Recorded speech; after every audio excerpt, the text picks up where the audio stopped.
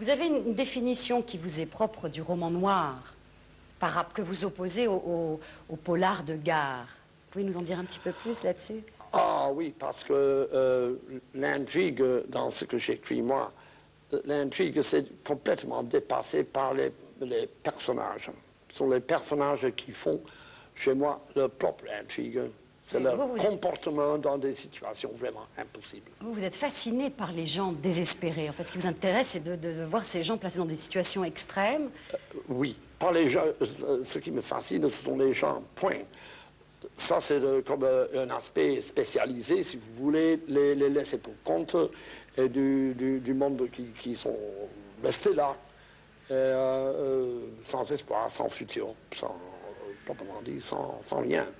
Alors ça devient comme une forme d'écriture spécialisée. Et ça s'appelle, chez moi, le roman noir, parce que le roman noir, c'était toujours... c'est du français d'emblée, comme phrase, roman noir. Et moi, je l'ai emprunté.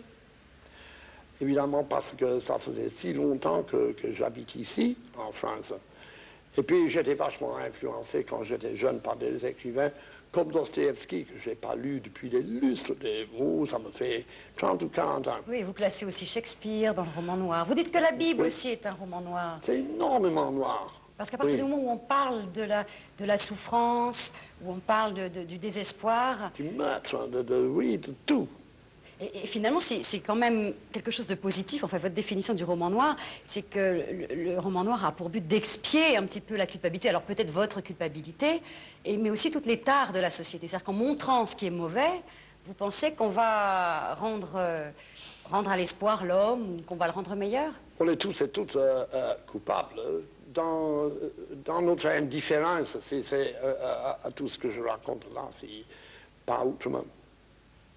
Alors bon, donc, oui, évidemment, on est coupable.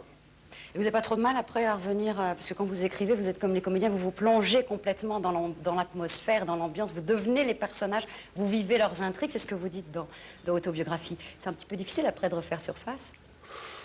C'est pas très intéressant, c'est pas gai du tout. Hein. C'est pas gai avec votre écriture, vous voulez dire? On est après une séance à écrire des livres pareils, vous finissez et on se sentit comme si on revenait des égouts.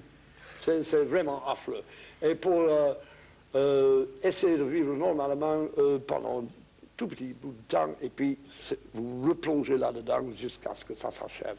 Et pourtant, vous aimez ça, ça sent... D'ailleurs, il faut absolument lire Mémoire vive, Autobiographie, vous expliquez tout, votre relation avec l'écriture, pourquoi vous avez commencé à écrire, comment, qu'est-ce que le roman noir. C'est un livre absolument fabuleux, des confessions, en fait. Vous voulez vous faire connaître de tous. Donc, Mémoire vive chez Rivage. Je vous remercie beaucoup, Robin Cook. Je vous dis au revoir à tous. On se retrouve demain avec Paul Chudkoff, un écrivain américain, un journaliste américain qui a réussi l'exploit d'entrer dans les petits secrets de notre star Gérard Depardieu. Paul Chudkoff, en effet, publie la première biographie autorisée de Gérard Depardieu. On le retrouve demain. Au revoir.